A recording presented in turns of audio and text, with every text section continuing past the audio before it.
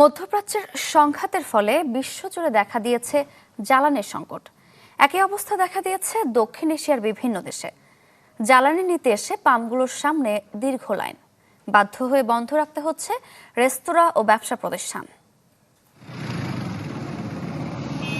ফুরিয়ে গেছে জ্বালানি, তাই পাম্পগুলোতে ভিড় মোটরসাইকেল ও গাড়ি চালকদের। দীর্ঘ সময় লাইনে দাঁড়িয়ে তীর্থের কাকের মতো অপেক্ষায় গ্রাহকরা। এর মধ্যে অনেকেই এসেছেন জ্বালানির দাম বাড়তে পারে এমন শঙ্কায়। থাইল্যান্ডের তাক প্রদেশের একটি পাম্পের সামনের চিত্র এটি। শুধু থাইল্যান্ড নয়, গত কয়েকদিনে জ্বালানি সংকটের বহুমুখী সমস্যা এখন বিভিন্ন দেশে। বিশেষ করে দক্ষিণ এশিয়ায় পড়েছে এর সরাসরি প্রভাব। পাকিস্তানে হঠাৎ করেই বেড়ে গেছে পেট্রোলের দাম, এতে বিপাকে পড়েছেন পরিবহন খাতের সাথে জড়িতরা।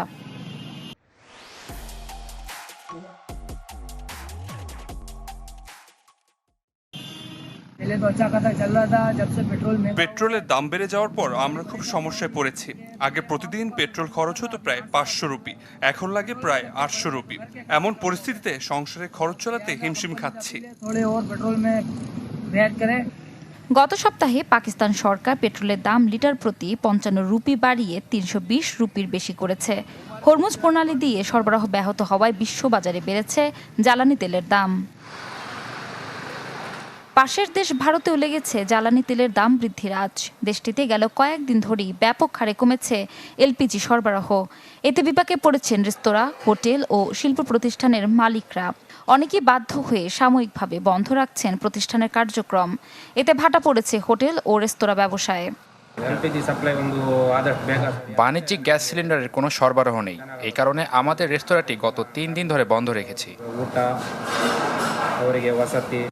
সরবরাহে ঘাটতি দেখা দেয়ায় তাৎক্ষণিক পদক্ষেপ হিসেবে গৃহস্থালির জন্য এলপিজি সরবরাহকে অগ্রাধিকার দিচ্ছে ভারত সরকার।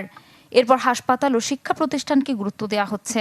অন্যদিকে ব্যবসা বাণিজ্যে এলপিজি ব্যবহারকারীদের জন্য বিকল্প জ্বালানি হিসেবে বায়োমাস ও কয়লা ব্যবহারের অনুমতি দেওয়া হয়েছে।